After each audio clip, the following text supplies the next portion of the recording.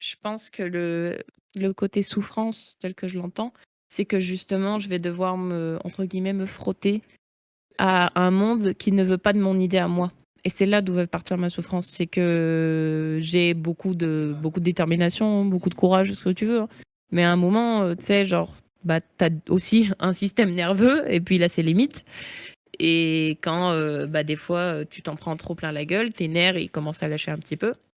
C'est ça qui me fait peur, et c'est un petit peu, je pense, le, le challenge numéro un que je vais avoir tout au long de ma vie. C'est justement ne pas céder aux pressions qu'on me met par rapport à ma façon de faire. Salut, bienvenue dans Histoire d'Anonyme, le podcast qui donne la parole aux personnes anonymes sur des sujets introspectifs, parce que les anonymes aussi ont des histoires à raconter. Vous êtes dans la première saison d'Histoire d'Anonyme, pendant laquelle j'interroge mes invités sur la notion de trouver sa voie. Toutes et tous ont trouvé la leur, je pense que leur parcours peut nous inspirer à trouver la nôtre. Aujourd'hui, j'ai reçu Spleen. On parle d'affirmer sa personnalité à travers son art, de casser les codes aussi. On parle de faire les choses dans l'ordre établi, mais peut-être pas tant que ça.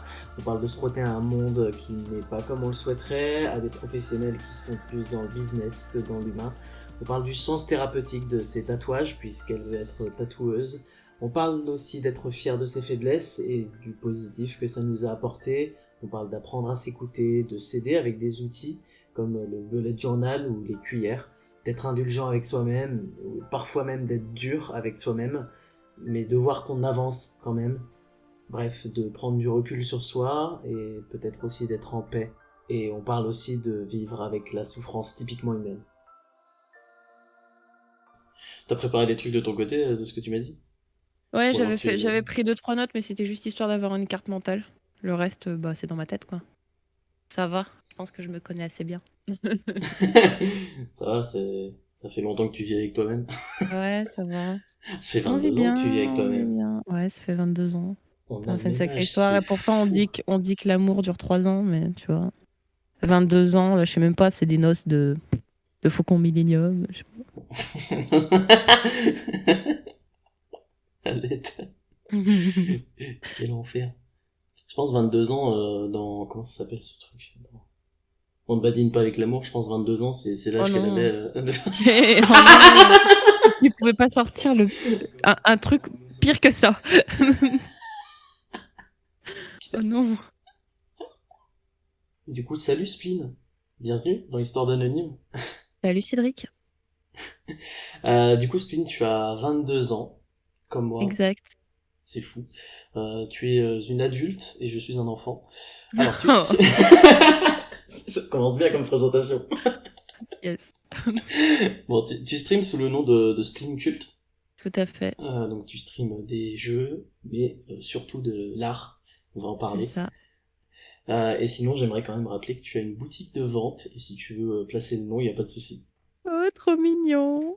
Oui. Bah, c'est Spleen Cult Shop sur Wix. Pas Wix, n'importe quoi. Oh non. Terrible, je me trompe du nom de ma boutique. Non, c'est sur Shopify. Et je vends des illustrations, je fais des commandes au besoin.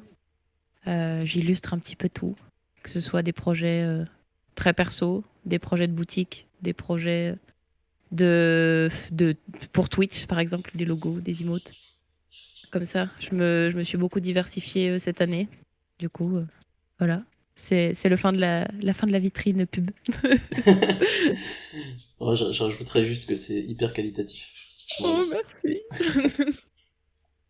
Et donc, tu as trouvé ta voie, puisque c'est le sujet de ce Ouais, podcast. Tu aimerais être tatoueuse. ouais, tout à fait. Je fais partie de ces gens qui ont déjà trouvé de quelle manière ils allaient souffrir dans la vie. Waouh. Je retiens cette phrase pour tout à l'heure. Elle est tellement deep cette phrase. Waouh. Ça commence Ouais, super bien. garde là parce qu'il y a beaucoup de choses à dire dessus. Ah ouais, ok. Bah, du coup, la première chose, c'est que là, bon, j'ai fait un petit résumé de qui tu es, mais tu as un long parcours artistique derrière toi. Mais dans les grandes lignes, est-ce que tu peux résumer ton parcours artistique? Bah, mon parcours artistique, il a commencé de manière assez chaotique. J'avais toujours envie de faire du dessin, enfin de l'art en général, pas que du dessin. Mais je me suis jamais trop poussée à le faire. Et j'étais pas très aidée, on va dire, dans mon entourage. Et en fait, c'est juste que quand j'ai commencé à m'affirmer, mon art aussi, il s'est affirmé. Et au final, je pense que c'est un très bon résumé que de dire mon art il s'épanouit au fur et à mesure que ma personnalité elle s'épanouit aussi. Ouais, comme tu fais un art très perso, au final, c'est très lié à ton état d'esprit. C'est ça, tout à fait. Et ça a un énorme lien, si tu me permets de faire une petite parenthèse, Vas-y. justement avec mon pseudo que j'ai mis beaucoup de temps à affirmer et à imposer aux gens en mode non, c'est ce pseudo-là que tu utilises, pas un autre. Parce qu'il a une certaine signification pour moi et il est en très grand rapport avec mon art. Et, et du coup, je suis sur ma frise chronologique, tu vois, j'ai quand même bien avancé. Et du coup, ouais, Voilà. t'as avancé sans beaucoup d'aide de ton entourage, de ce que tu disais. Ouais. On peut pas vraiment dire que j'ai été très aidée. Pourtant, je suis d'une famille assez artistique, mais pas artistique telle que je l'entends moi. Plus classique artistique. Voilà, il y a l'art, c'est vraiment ça rentre dans une case.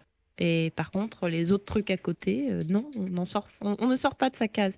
Tu choisis, soit tu fais de la musique et tu vas au conservatoire, soit tu fais du dessin en école d'art, mais non, tu vas pas faire du tatouage, enfin. Ah C'est oui, quoi ce métier d'accord. de punk à chien? Ah oui, d'accord, ok, oui, je situe bien Voilà, la chose, quoi. j'ai une famille artistique et sensible, mais pas comme moi, on va dire. C'est assez Ok. classique. Mais du coup, c'est par là que tu es entré par l'art ou pas du tout? Pas vraiment, au contraire, parce que moi, j'avais trop d'exemples autour de moi, bah, d'écrivains, d'auteurs. Il y a quelques auteurs dans ma famille, quelques écrivains et écrivaines, quelques artistes et aussi des architectes. Et moi, cet exemple-là que j'avais, très binaire, en fait, me plaisait pas. Ça me plaisait pas d'avoir, entre guillemets, tu sais, un cahier des charges que tu dois remplir dans ta vie et tu dois avancer selon ce cahier des charges. Je n'étais pas trop d'accord avec ça. Ça laisse pas place à l'improvisation, ça laisse pas place à la personnalité. Et au contraire, moi, c'est ce que je prône dans mon art et dans mes interactions avec les personnes avec qui je travaille au sein de mon art. C'est la personnalité avant tout. Voilà. L'identité. Waouh. Ah, ça, faut réussir à la dessiner. Tu disais que là, tu affirmes ta personnalité, ton identité, tu spleen, C'est ça. mais j'imagine que t'as pas toujours réussi à le faire. Et non. Et non.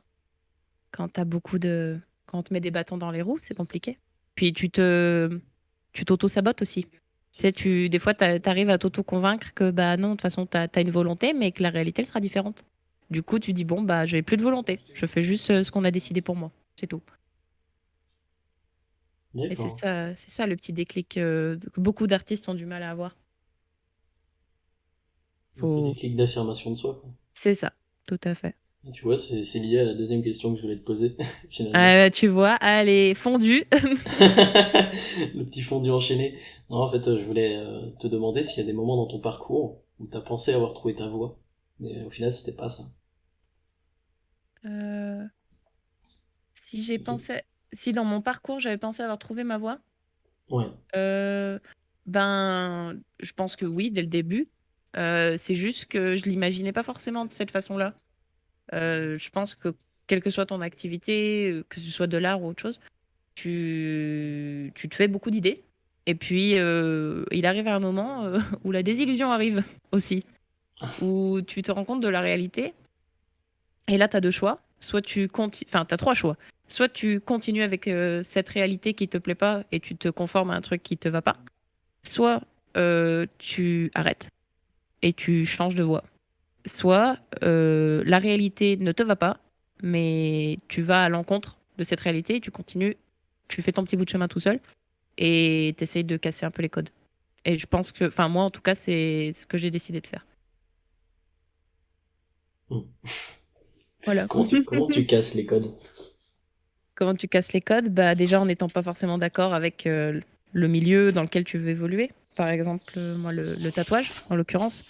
J'ai maintenant un petit peu de bagage en échange avec d'autres tatoueurs, que ce soit des jeunes tatoueurs, des vieux tatoueurs, des artistes confirmés ou des artistes débutants.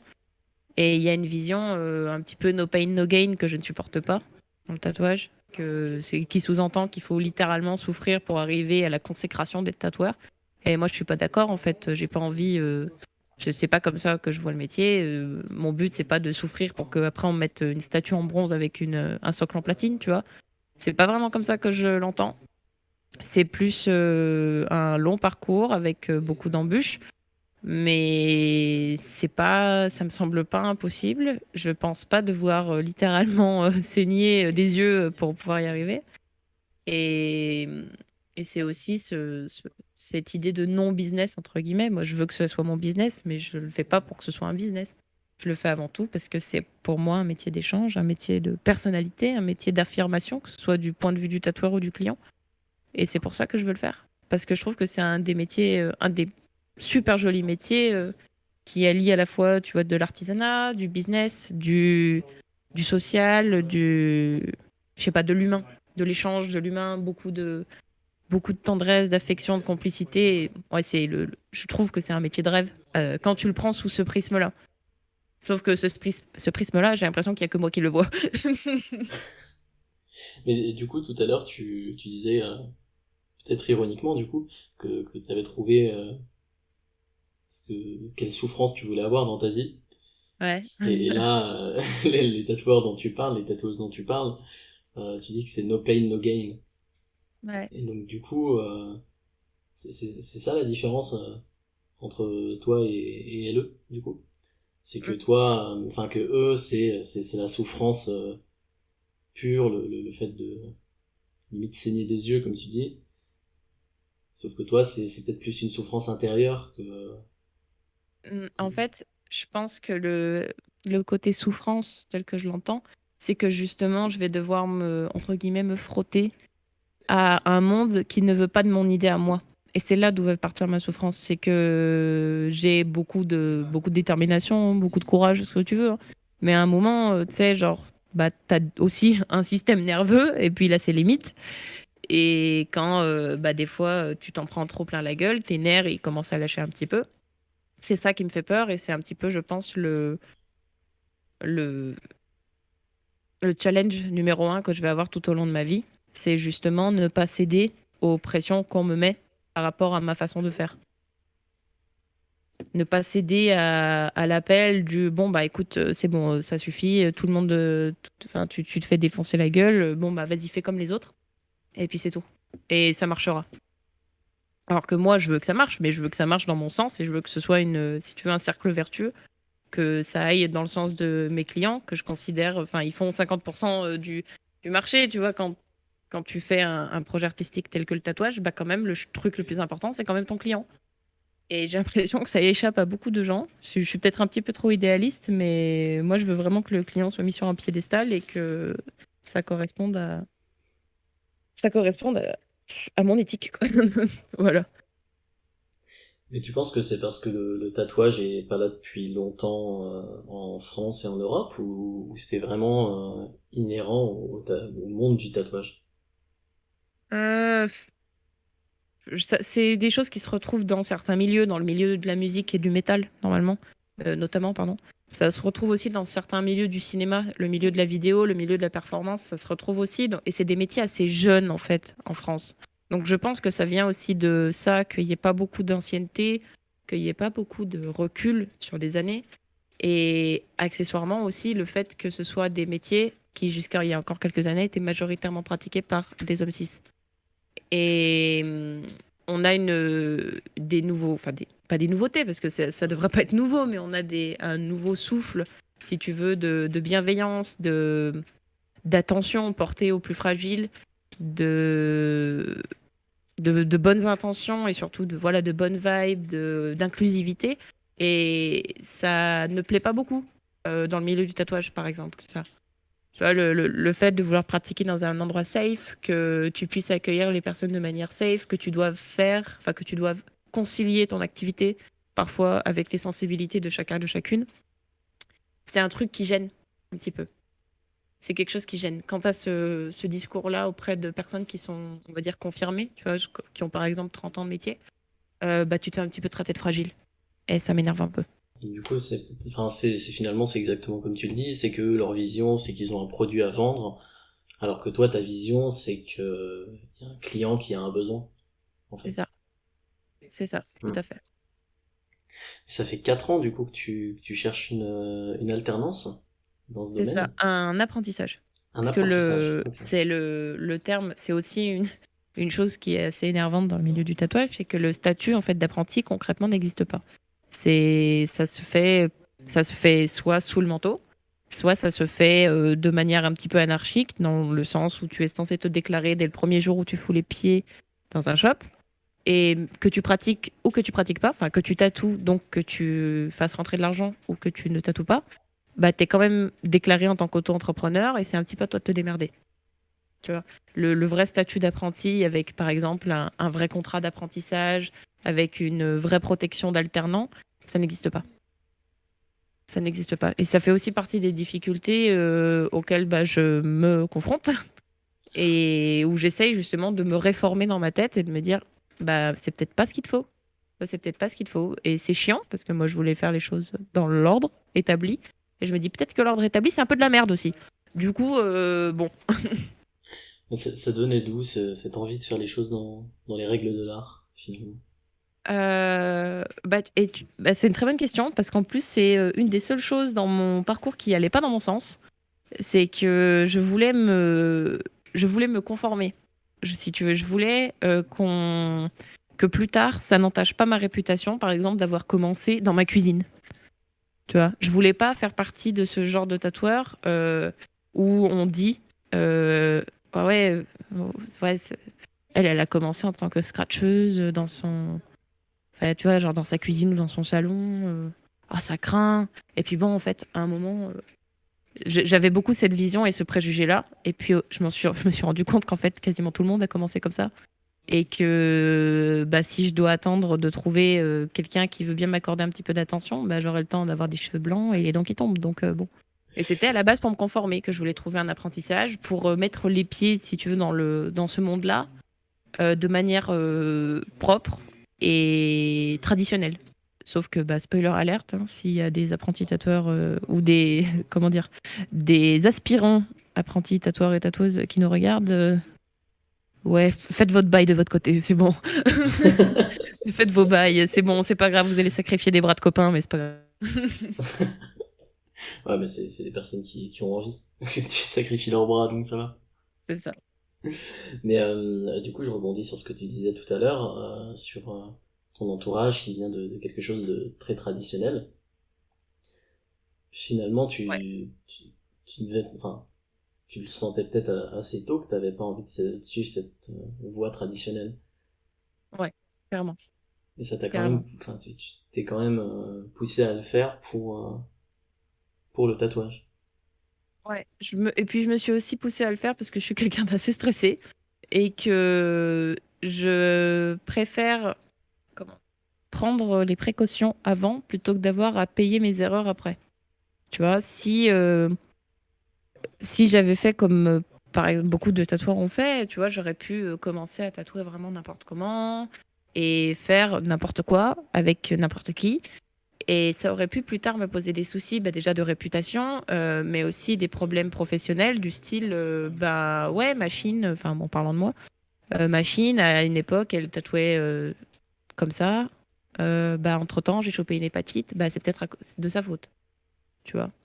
Ouais, Ce genre en de fait, truc. oui, tu voulais surtout éviter le négatif, quoi. C'est ça. Je voulais Mm. absolument éviter le négatif, sauf que c'est encore un chemin que je dois faire, mais je commence à me dire que bon, du côté sanitaire, j'ai absolument aucun souci, j'ai les formations qu'il faut, je fais très attention, je fais autant attention à mes potentiels clients que l'attention que je me porterai à moi-même, parce que c'est normal à mes yeux. Mm. Et Plutôt rassurant. ouais, bah oui, ça me semble. Non, mais c'est pas le cas pour tout le monde, tu vois. Je veux pas balancer des noms, mais c'est clairement pas le cas pour tout le monde. Et, et après, je me dis, bah, de toute façon, des conneries, je vais en faire, hein. En fait, des traits, je vais en rater. Des traits, je vais en rater, des traits qui tremblent, je vais en faire, des remplissages pas nets, je vais en faire aussi. C'est normal, en fait, à un moment, il faut se déculpabiliser et il faut apprendre à respirer un petit peu. C'est là, ouais, il faut commencer quelque part. Juste, tu peux pas faire ce travail absolument nickel du premier coup et il faut apprendre à se responsabiliser et déresponsabiliser sur certaines choses aussi. C'est pas grave. Tant que tu mets pas la vie des gens en danger, c'est pas grave. Tout est rattrapable, c'est bon.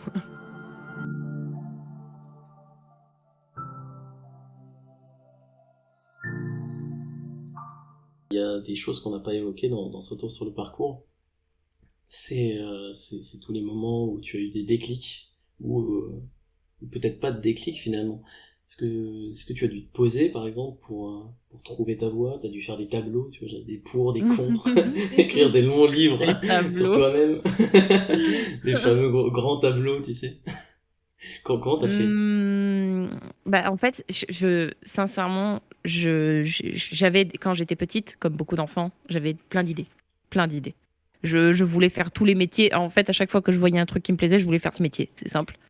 Donc, bon, Pôle emploi, ils auraient pas été très contents parce que j'aurais rempli toutes les cases des questionnaires, tu vois. Mais, euh, mais après, en fait, c'est venu assez naturellement. J'ai commencé, comme beaucoup, à m'intéresser au tatouage quand j'étais, on va dire, à la préadolescence. Évidemment, je voulais me faire tatouer. Ma mère, elle a dit non, je t'ai dégoûté. Attends, je t'arrête juste là-dessus. Tu tatouerais, du coup, un enfant ou une enfant Non, de 12 ans? jamais. Pas de mineur. Jamais. Je me suis toujours interdit de le faire et ça changera pas. Et tu penses que c'est pour les mêmes raisons que ta mère te l'interdisait? Non, c'est pas du tout pour les mêmes raisons. C'est d'un point de vue légal. C'est que c'est interdit. Et que moi, j'ai aucune garantie, tu vois, que même un mineur qui vient accompagné d'un majeur, ça ne me prouve rien. Ça veut dire que si, par exemple, une semaine après, ben, son motif lui plaît plus, pardon, il peut se retourner contre moi et c'est moi qui perdrai systématiquement. Du coup, je n'ai pas envie de. C'est pas que je pense que les mineurs sont pas assez matures pour se faire tatouer. Au contraire, il y en a plein qui sont super matures et qui ont des tas de choses à dire. Et des fois, le fait de le dire sur sa peau, c'est un excellent moyen de s'exorciser certains problèmes. Mais c'est le point de vue légal qui me gêne. Et D'accord. c'est pour ça que je le ferai pas. Et c'est pas du tout pour des raisons morales, parce que non, encore une fois, il y a des ados de 16 ans qui sont 5 fois plus matures que des adultes de 35. Et ils sont tout à fait aptes de savoir ce qu'ils veulent. Hein. C'est pas pour rien qu'il y a des jeunes qui s'engagent en politique. C'est pas pour rien qu'il y en a qui sont très sûrs d'eux et qui savent déjà ce qu'ils veulent faire et qui sont des humains totalement accomplis. Mais c'est juste le côté légal. Donc tu voulais te faire tatouer et ta mère ne voulait pas. Mais Oui. du coup, ensuite, est-ce qu'il y a eu d'autres déclics? Bah, les autres déclics, c'est que déjà, j'aimais beaucoup ce moyen d'expression parce que Petite pause dans le montage pour vous faire un petit trigger warning. Dans les prochains instants, on parle de se faire du mal à soi. Donc passez dès maintenant à 24 minutes 47 si vous n'êtes pas à l'aise avec ce sujet, si c'est quelque chose auquel vous êtes sensible. Donc voilà, passez directement à 24 minutes 47 parce qu'on va en parler juste après la fin de ce message. j'ai un rapport très particulier à mon corps et je me suis toujours mutilée. Pardon, j'aurais dû mettre un petit trigger warning, mais je me suis toujours plus ou moins mutilée et c'était en fait une manière pour moi de me dire, ben ça serait peut-être chouette d'utiliser cette façon-là de sortir ce que tu as à l'intérieur, mais de manière artistique, jolie et dont tu es fier, tu vois. Dont tu es fier de te dire, bah ouais, j'ai traversé des trucs, ils sont pas cool, du coup j'en ai fait quelque chose d'artistique, de joli qui me plaît et je suis fière de le montrer parce que je suis fière de mon parcours. C'est juste que enfin en tout cas je sais pas, c'était logique pour moi d'en arriver à ce truc-là. J'aimais déjà le tatouage parce que je trouvais ça super joli. Les tatoueurs, j'ai toujours trouvé ça trop stylé avant, quand j'étais encore une enfant qui était aveugle, que je voyais pas l'envers du décor, on va dire. Je trouvais que c'était un métier trop joli, où je pensais que tout était beau, tout était mignon, et que on se retrouvait tous avec des grands sourires, avec une chope de bière à la fin de la journée en mode ouais, on a encore sauvé des gens aujourd'hui, trop bien. Je croyais que c'était des pompiers en fait, les tatoueurs, tu vois. D'accord. Et je sais pas, ça m'a toujours semblé comme une évidence. Après, évidemment, tous les lubies de quand t'es enfant, je voulais faire tous les métiers qui étaient liés aux animaux, y compris les métiers qui n'existent pas encore, tu vois. Et bah, c'était le truc qui me... Dès que j'en ai eu l'idée, je l'ai pas lâché et encore aujourd'hui, je la lâche pas.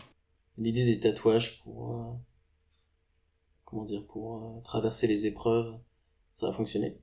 Terriblement. Terriblement pour moi, je peux parler que pour mon cas. Et encore une fois, je veux pas que le tatouage soit uniquement associé à l'idée de la thérapie, parce qu'il y a des gens qui font ça purement de façon esthétique, juste pour que ce soit joli sur eux. Et c'est très bien, même si je pense qu'au fond, c'est un petit peu une sorte de thérapie. Mais chacun le fait pour son propre vouloir, si je puis dire. Mais oui, pour moi, en tout cas, ça a fonctionné de manière terriblement efficace, les thérapies. Et pourtant, j'en ai fait des thérapies, mais celle-ci, c'est celle qui fonctionne le mieux, clairement. Pour, sans te cibler et sans te décrire tous les tatouages que j'ai, la majorité des tatouages que j'ai sont soit synonymes de douleur que j'ai traversée et que j'ai réussi à surmonter, soit de deuil que j'ai vécu et que j'ai plus ou moins réussi à surmonter. Il y en a encore où il y a un petit peu de boulot, mais bon, ça viendra. Ou alors c'était entre guillemets un passage à l'âge adulte. Ça voulait toujours dire quelque chose pour moi. Et aujourd'hui, je les regarde avec beaucoup de fierté et surtout, ils sont un petit peu un totem protecteur pour moi. Ça me protège de beaucoup de choses.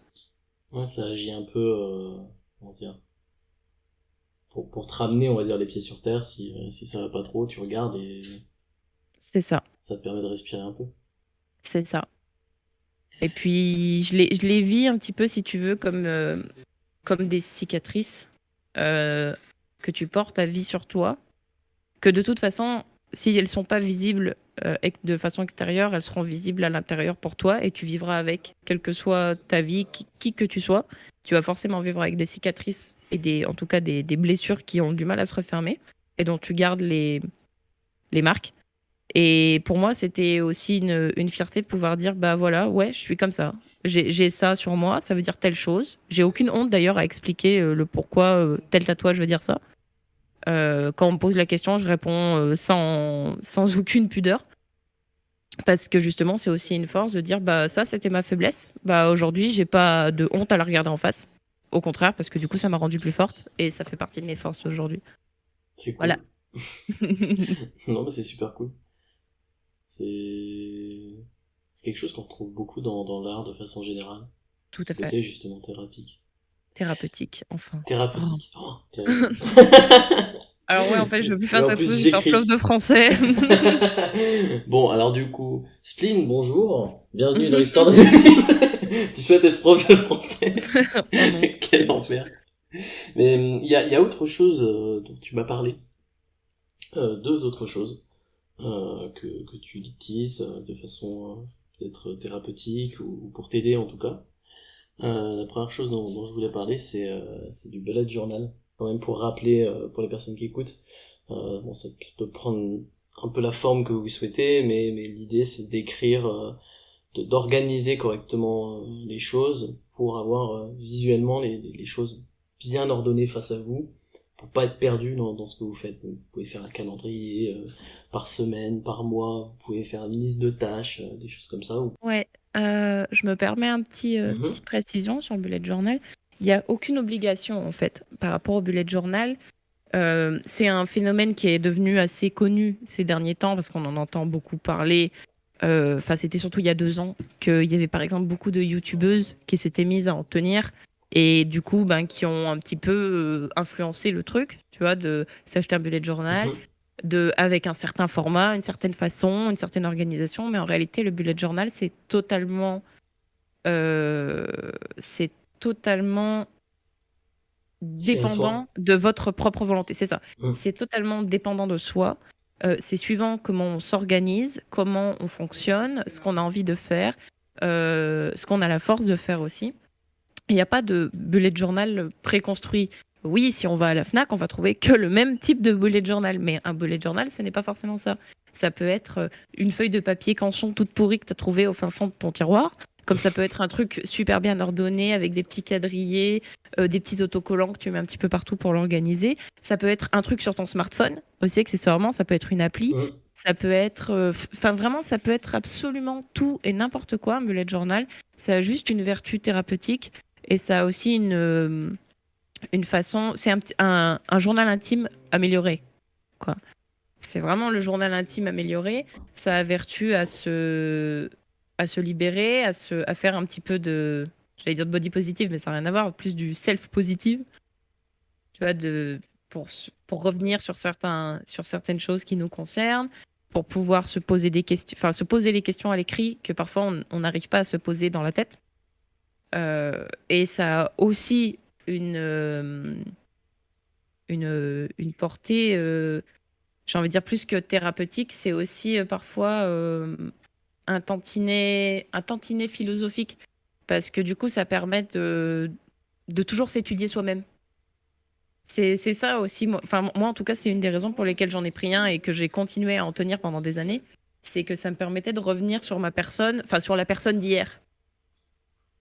Et ça me permettait de me remettre en question, ça me permettait aussi de glow up un petit peu, de me dire ah ouais, non mais l'an dernier, j'étais pas si con en fait. Vraiment, non mais vraiment, j'avais ce genre de réflexion. Je me disais ah non, franchement, ça va, je me posais des questions. C'était pas dans quel ordre on met les pâtes dans la casserole. Tu vois, c'était des vraies questions. Je sais pas si tu l'utilises encore quotidiennement ou autre. Alors, quotidiennement, non. Plus trop, parce que j'en ressens plus le besoin. J'arrive à faire le tri dans ma tête. Et justement, le bullet journal, c'était un moyen de faire le tri des choses qui m'encombraient. Ça me permettait de lâcher sur le papier un petit peu ce qui me pesait trop. Ça allait de l'organisation de ta journée à parfois les pensées un petit peu trop bruyantes que tu as dans ton cerveau et qu'il faut que tu poses quelque part parce qu'au bout d'un moment, tu as juste envie de leur faire fermer leur gueule. Et que quand il y a trop de bruit, bah, moi, au bout d'un moment, je peux plus rien faire, tu vois. Et du coup, le bullet journal, il me servait à ça. Je l'organisais déjà en fonction de mes journées. Je me mettais des plannings pour réussir à tenir mes plannings. Ça m'aidait aussi parfois à noter sur certaines activités que je faisais, des activités qui sortaient un petit peu du quotidien. Je notais ce que ça me faisait, quel effet ça avait sur moi, quelle émotion ça déclenchait. Quand je rencontrais de nouvelles personnes, par exemple, je leur dédiais toujours une petite page de mon bullet journal pour dire quelle impression j'avais eue de cette personne-là, quels étaient mes sentiments à son égard, comment je ressentais la relation qui commençait à naître, hein, que ce soit amicale, familiale ou peu importe. Et plus tard, du coup, ça me permettait de revenir sur cette page-là et de me dire ah bah tiens, j'avais peut-être raison, j'avais peut-être des a priori sur cette personne, et au final, j'avais raison. Et ah bah là, je me suis plantée. Enfin, genre, la personne, elle a rien à voir avec ce que j'avais marqué. Et je m'en servais beaucoup de pense-bête, C'était un peu mon exutoire pour enlever, noter quelque part, en tout cas, coucher sur le papier mes pensées systématiques de tout le temps, parce que je suis quelqu'un qui n'arrête jamais de penser. mon, mon cerveau ne s'arrête jamais. Du coup, à un moment, c'est bien aussi d'avoir une petite aide pour dire bon, là, c'est bon, c'est noté, tu n'as pas besoin de t'en souvenir toute la journée. C'est bon, t'inquiète, tu retrouveras l'info plus tard. Ah, je comprends tellement. Oui, bah, je sais que tu comprends. J'essaie de noter maintenant, j'essaie de plus noter. Ça t'a permis d'être un peu plus indulgente avec toi-même. Ça m'a permis d'être un peu plus indulgente avec moi-même, en effet. Et des fois, ça m'a permis aussi d'être un peu plus dure avec moi-même. De me forcer des fois à faire des choses que j'avais pas forcément envie de faire. Et derrière, bah, je m'en remerciais aussi. Je me remerciais. Ça m'aidait à me remercier moi-même, à me célébrer un petit peu, à me dire, bah, tu vois, là, t'avais pas envie de faire ça, bah, tu l'as fait quand même. Et aujourd'hui, tu regrettes pas. Parce que il y a ça, ça, ça, ça, ça. Et que c'est une bonne chose. C'est une chose positive pour toi, donc tu as bien fait de le faire, c'est bien. T'as mérité un cookie. C'était quel type de choses que tu te forçais à faire? Alors, par exemple, j'ai eu, je n'ai plus, mais j'ai eu de l'anxiété sociale pendant très longtemps. Et je me forçais à sortir. Je me forçais à me mettre dans des situations assez inconfortables pour moi, avec des gens. Par exemple, un jour, j'ai été invitée à faire une sortie euh, dans un escape game. Et c'était pourtant que des gens que je connaissais et des très bons amis. Mais j'angoissais à cette idée parce que je me posais des millions de questions à la minute. En mode, est-ce que ça va être bien? Est-ce que je vais bien jouer? Est-ce que je vais pas trop Est-ce que je vais pas être un poids pour eux? Est-ce que je vais pas juste perdre mes moyens et pas réussir à faire l'escape game alors que c'est un jeu, tu vois. Genre juste c'est un jeu et en plus on était littéralement quatre couillons à pas comprendre le but du jeu. Du coup clairement voilà, je me posais des questions qui n'avaient pas lieu d'être mais c'est des questions qui sont normales et il faut se déculpabiliser par rapport à ça.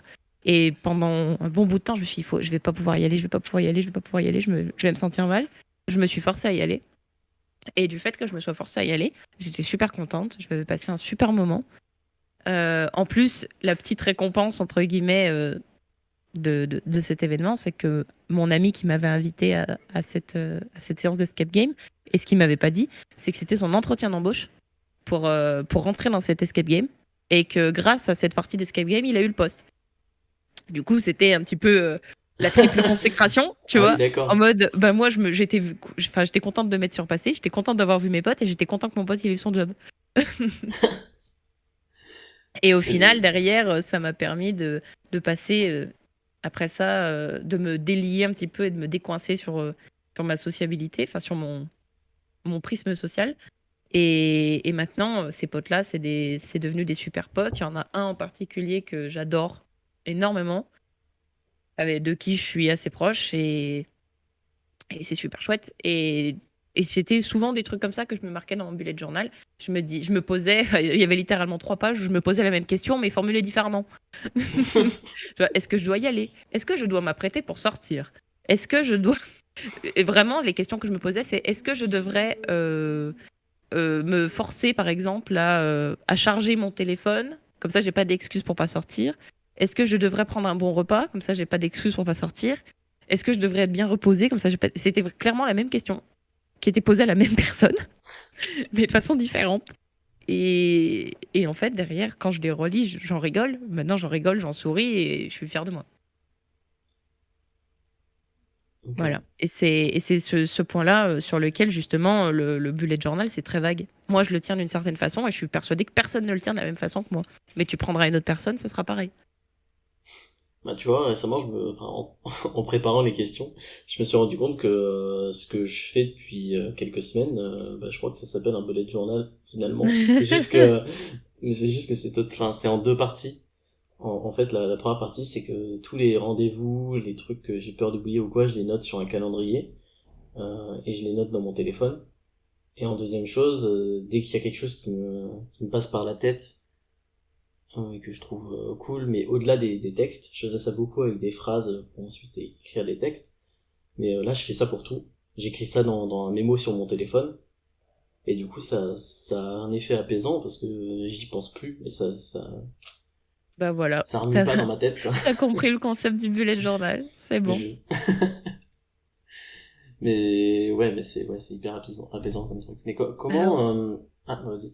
non, non, et juste, ce que je voulais dire, c'est que tant qu'en fait, ça fait du bien, tant que ça permet de libérer de quelque chose, ou tant que ça permet d'apporter des questions, enfin des réponses à des questions qu'on se pose, ou que ça nous permet de nous sentir mieux, bah c'est ok, en fait.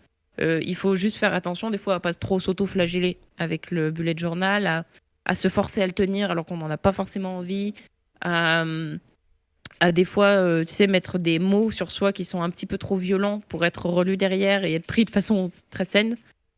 Tu vois, faut juste faire attention à ça parce que le but du bullet journal, c'est vraiment qu'au long terme, ça fasse quand même du bien. Hmm. Et du coup, là, Voilà. en ce moment, tu tiens plus ton bullet journal. Mais ce que je me demande, c'est est-ce que tu penses que maintenant, tu serais capable d'identifier un peu à l'avance les moments où tu vas en avoir besoin pour te préparer mentalement? Ouais, ouais, ouais, carrément. Euh, quand ça va plus être en fonction de besoins que j'ai. Par exemple, s'il y a des moments, je me pose, si je me pose trop de questions sur moi-même, sur mon futur ou sur qui je suis, je sais que je vais avoir besoin de mon bullet journal. Si j'ai des incertitudes par rapport à mon boulot, pareil, c'est le genre de moment où je vais le ressortir et où je vais pas me laisser déborder par mes sentiments et par mes pensées et où je vais pas hésiter à le sortir.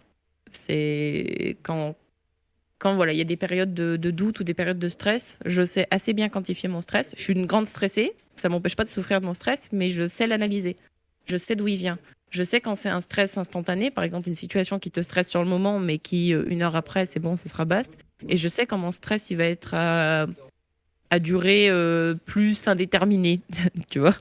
Et du coup, c'est plus à ce moment-là, en fait, quand j'ai ce stress qui commence à arriver, je sais qu'il faut que je commence à me réorganiser sur un bullet journal et à le sortir et pour aider à décanter un petit peu avant que ce soit trop, quoi.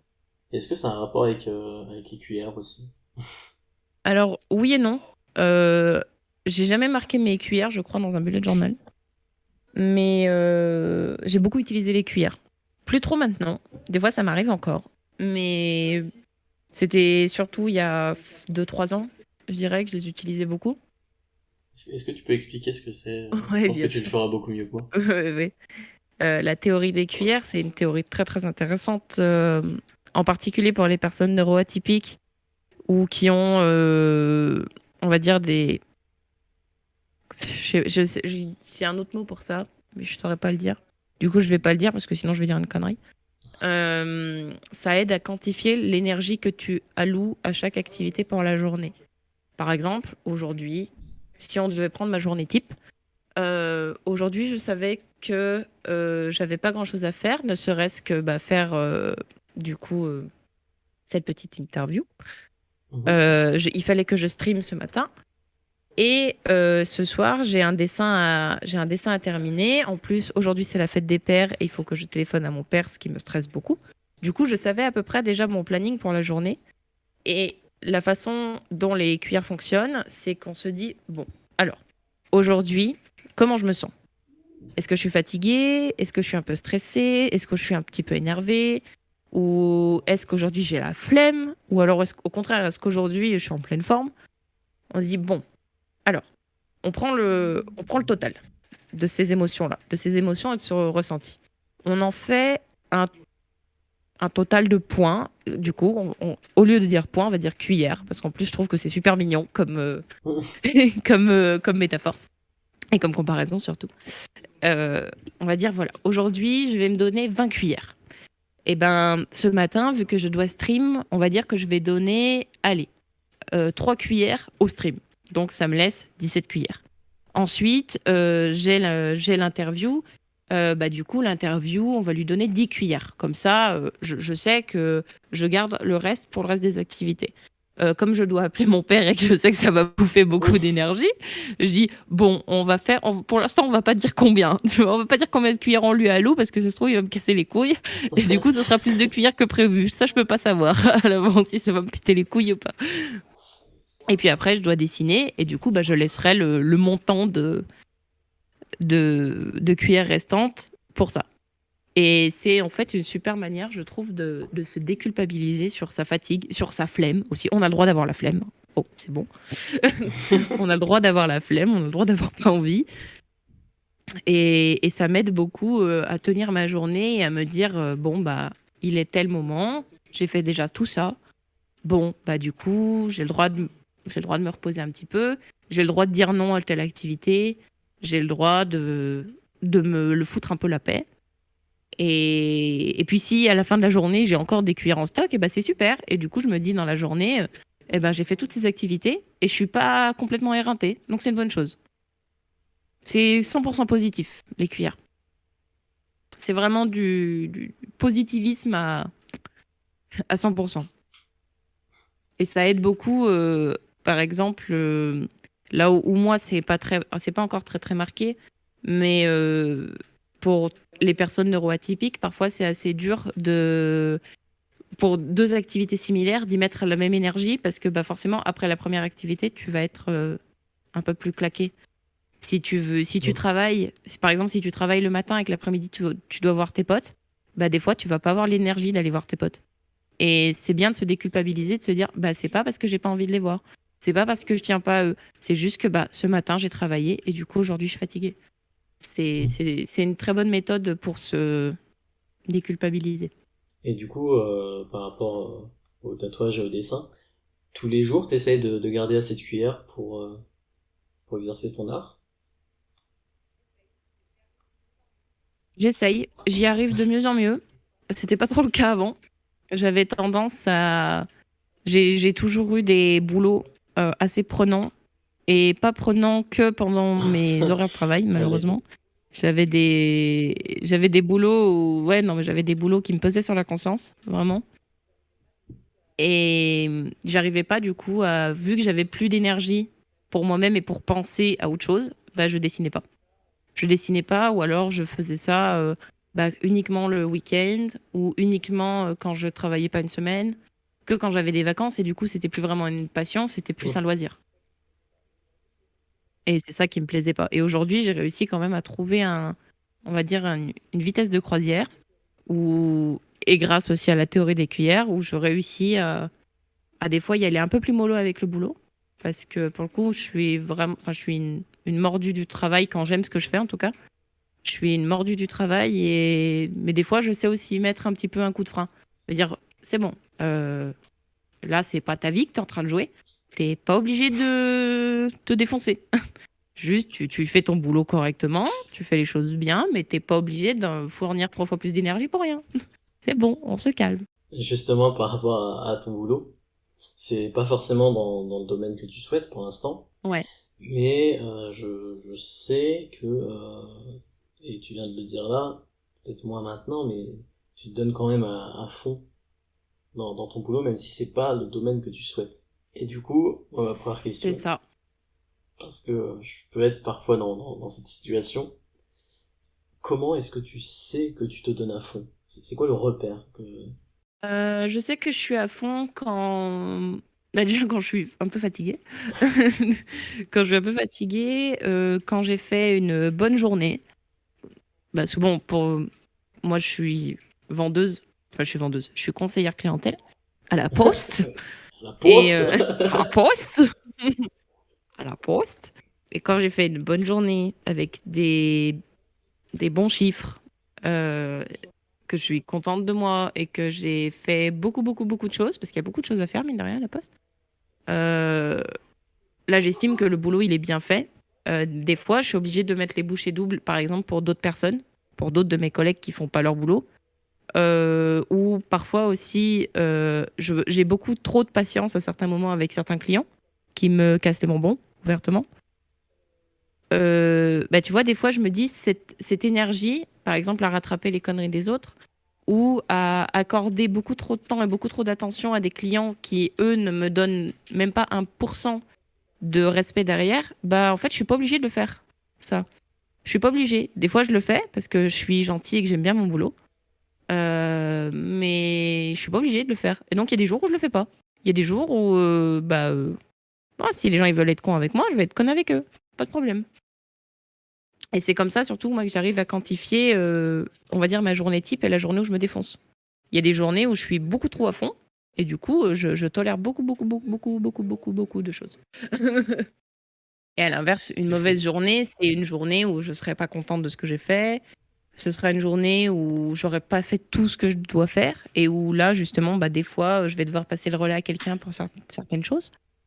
Par exemple, en termes de logistique ou de nombre de tâches qu'on a à faire par jour, bah, il y a des moments, j'ai pas l'énergie de faire toutes les tâches que je dois faire. Et du coup, je demande juste à quelqu'un, je dis, bah, excuse-moi, aujourd'hui, je me sens pas bien ou je suis fatiguée. Est-ce que tu peux faire un exemple, puisque c'est mon quotidien? Est-ce que tu peux trier les recommandés d'hier pour moi? Parce que c'est un truc qui est un peu chiant, un peu fatigant. Et il y a des jours où j'ai pas envie de le faire. Et du coup, bah, ça sera une mauvaise journée pour moi. En fait, tu joues à la troisième personne dans la vie. Ouais. Tu regardes toujours, enfin, tu gardes quand même vraiment un œil sur toi, mais de l'extérieur. Oui, j'ai beaucoup de recul. Beaucoup de recul. Ça doit être, je pense vraiment de tout ce que tu me dis que c'est les outils que tu as mis en place dans ta vie qui t'ont aidé à le faire. Le bullet Ouais, journal, les cuillères, tout ça. ouais. Non, en fait, c'est même pas. Enfin, si, dans un sens, oui. Mais c'est surtout que je. On va dire que j'en ai pris un peu plein la gueule toute ma vie. Et que j'ai pas été très souvent heureuse, en fait. Et j'ai appris à me décomplexer de ça. J'ai appris à pas le cacher et j'ai appris à pas me shamer, tu vois, sur le fait que des fois, t'es pas heureux ou que t'es pas dans un bon mood ou que t'as des soucis. moi, j'ai appris à vivre avec et juste à me décomplexer. Et d'ailleurs, ça va beaucoup mieux depuis que j'ai appris à dire à mettre des mots sur les choses. Et du coup, bah, je me suis dit, bah écoute, quitte des fois à passer une sale journée, autant que ce soit de façon organisée et qu'à la fin, je sois fière de mon organisation. Et du coup, ça va me, tu vois, dans le moins 10 de bonheur, bah, il y aura quand même un petit plus 5. Et au moins, ça sera pas -15, quoi. C'est ça, c'est ça, totalement. Totalement, moi, c'est comme ça que je le vois. Et t'arrives Voilà. tout le temps à le faire? Plus ou moins. Il y a des moments où je contrôle plus rien, mais c'est assez rare maintenant. C'est assez rare. Je pense que ça vient en grandissant, ça vient avec l'expérience. Et ça vient, ouais, ça vient avec ta vie, en fait. Ça vient avec ta vie, ça vient avec la façon dont tu te construis et justement grâce aux petites méthodes que tu utilises pour moins te flageller. Voilà, je me dis que de toute façon, si j'ai des pensées abjectes, je les mettrai dans mon bullet journal, comme ça j'arrêterai d'y penser et que personne ne lira. Voilà. Que personne le lira ou que tu espères que personne le lira? C'est différent. J'espère. Il y Je a des croise les trucs doigts. deep.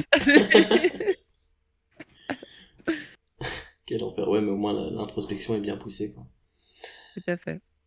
Je vais te demander un petit exercice qui est pas forcément simple.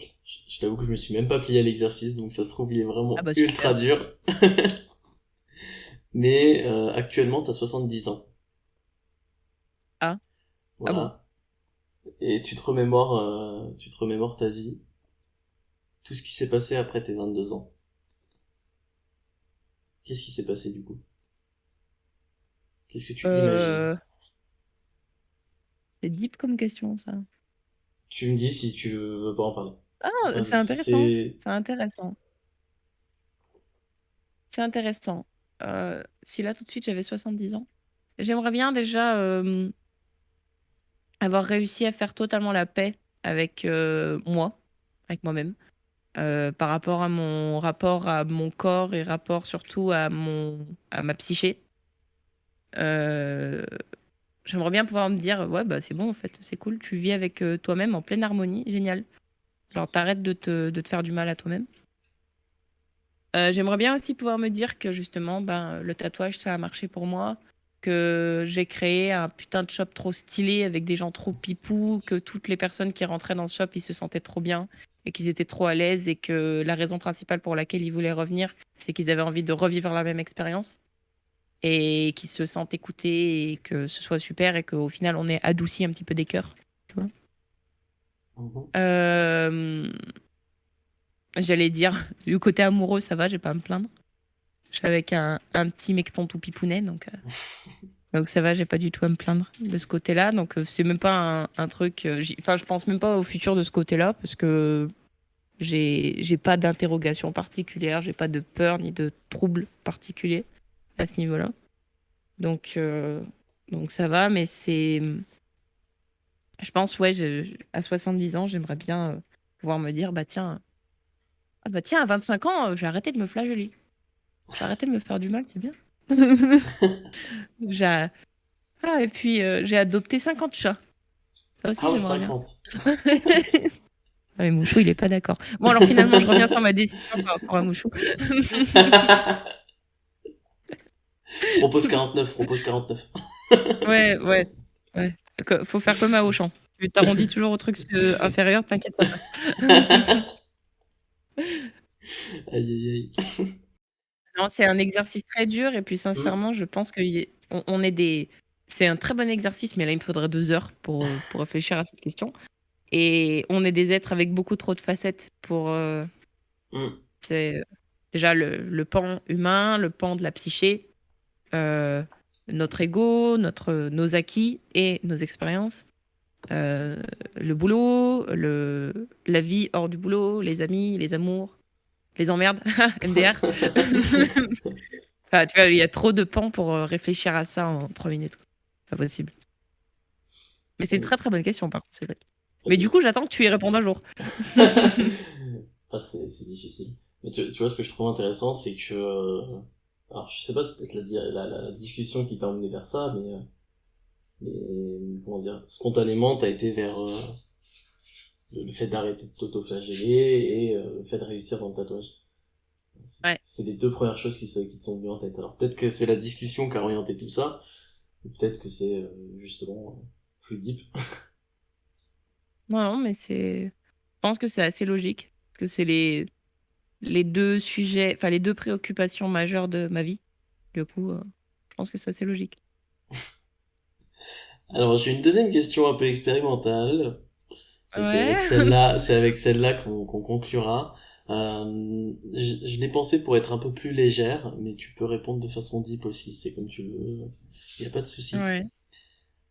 Alors, est-ce qu'il y a un personnage de fiction, un artiste, une personnalité, ou voilà, c'est très vaste. Ça peut même être un animal non humain. Ça peut, enfin voilà, très vaste, auquel tu t'identifies particulièrement. Et du coup, la question, c'est pourquoi? Oh, waouh. La... Oh, il y en a tellement. Il y en a tellement. Il y en a Tu peux en tellement. citer Terrible. quelques-uns si Il y en tu a veux. tellement.